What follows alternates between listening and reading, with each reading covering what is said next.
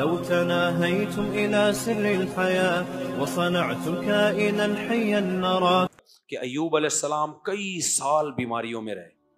آج بہت سے لوگ کہتے ہیں ہم اتنی بیماریاں ہیں اس کا مطلب خدا ہم سے ناراض ہے. نا میرے بھائی، مالی پریشانیاں، جسمانی پریشانیاں یہ اللہ کے ناراض ہونے کی دلیل نہیں. اللہ آزماتا ہے کسی کو دے کے اور کسی سے لے کے.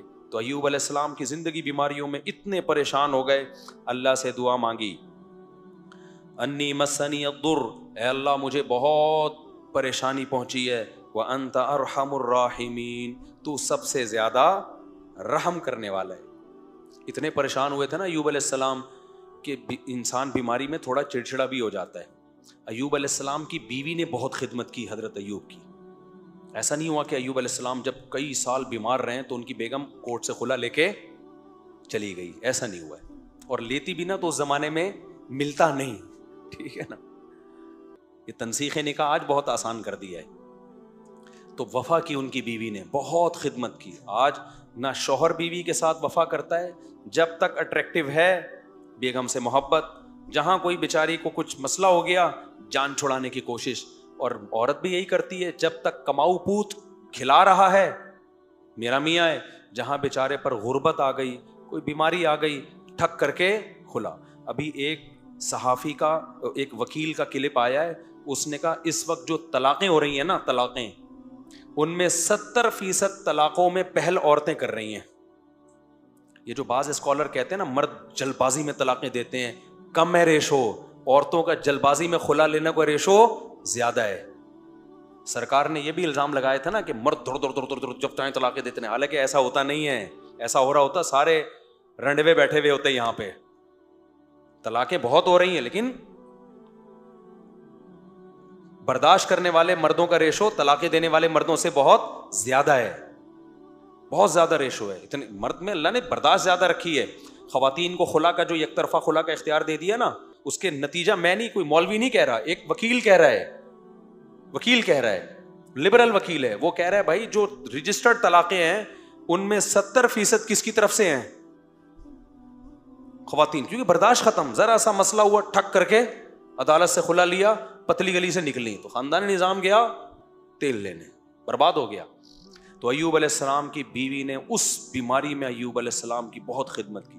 تھوڑی سی خدمت میں اونچ نیچ ہو گئی، ظاہر انسان بیمار ہوتا ہے غصہ جلدی آتا ہے. حضرت ایوب علیہ السلام نے کہا کہ میں ٹھیک ہوا نا تجھے 100 کوڑے ماروں گا. اس سے اور قسم اٹھا لی، میں ٹھیک ہوا نا. کہیں اونچ نیچ ہو گئی ہوگی. بعد میں حضرت ایوب کو بڑی ندامت ہوئی کہ یہ تو بڑی وفادار بیوی ہے، لیکن قسم بھی اٹھا چکا ہوں. اب قسم بھی تو اللہ کے نام کی ہوتی ہے نا، تو اب قسم بھی اٹھا لی ہے. قسم توڑنا بھی بہت بڑا جرم ہے اور بیوی کو کوڑے مارنا بھی. اچھا بیوی اتنی اچھی بیوی ہے بھائی.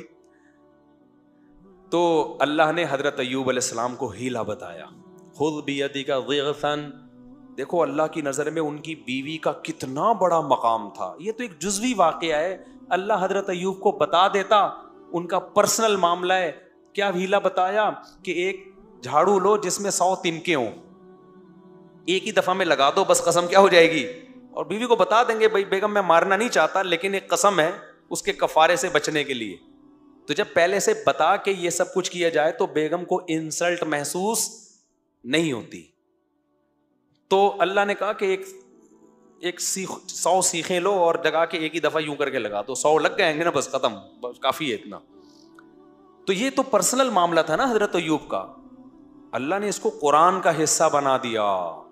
اس سے پتہ چلتا ہے کہ اللہ کو وفادار بیوی اتنی پسند ہے کہ اللہ اپنے پیغمبر کو ہیلا بھی بتا رہے ہیں اور اس کو قرآن کا حصہ بھی بنا رہے ہیں، یہ بتانے کے لیے کہ یہ پروٹوکول ایوب علیہ السلام کی بیوی کو میں نے دیا ہے. اور یہ طریقہ بھی بعض دفعہ مفتی ہیلے بتا رہے ہوتے ہیں نا، مفتی جو غلط مفتی بھی ہیلے بتا رہے ہوتے ہیں بعض دفعہ، ابے تو ایسا کر، حلالوں کے ہیلے جیسے بتا رہے ہوتے ہیں.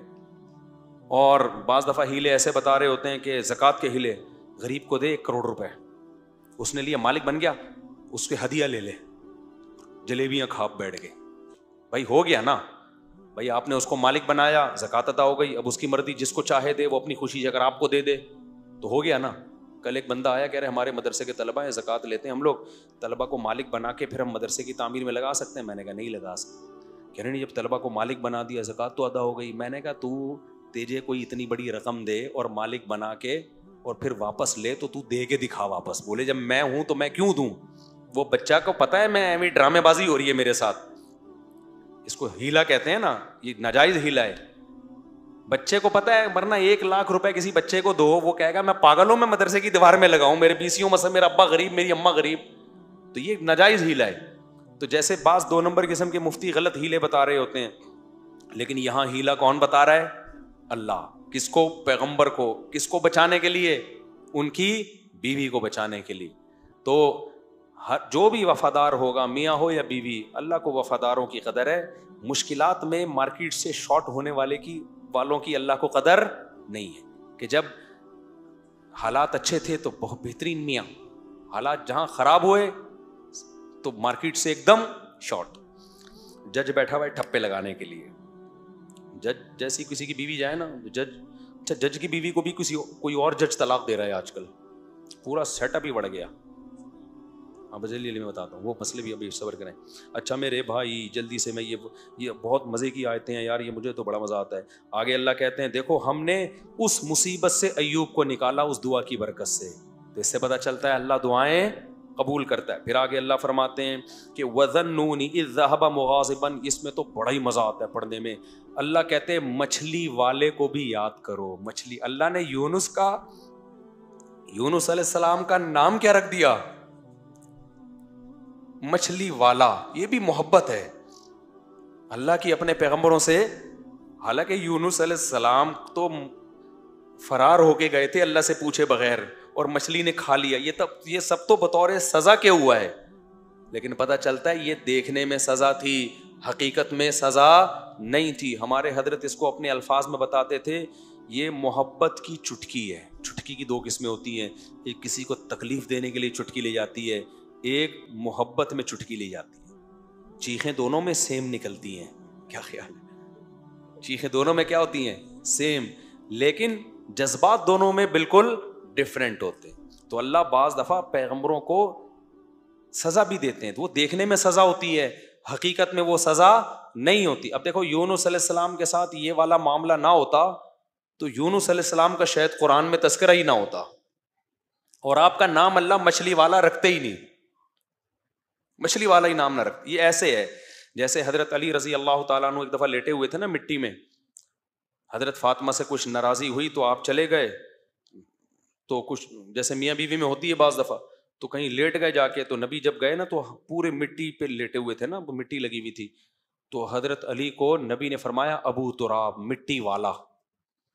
اب یہ لفظ بظاہر توہین ہے, لیکن حضرت علی کو اندازہ ہو گیا, یقین تھا کہ یہ توہین کی نیت سے نہیں ہے, یہ کیا ہے؟ محبت کی. تو حضرت علی نے اپنی کنیت ہی ابو تراب بنا لی, مٹی والا. تو بعض لفظ بذات خود تعظیم کے نہیں ہوتے, لیکن جب کسی بڑے کی زبان سے نکلتے ہیں تو وہ کیا بن جاتے ہیں؟ وہ تعظیم والے لفظ بن جاتے ہیں. اچھا وقت ہمارا بہت ہو گیا ہے, تو یہ حضرت یونس علیہ السلام کا جو ہے نا ہم انشاءاللہ کل پڑھیں گے. ہوا و حرص والا دل بدل دے, میرا غفلت میں ڈوبا دل بدل دے.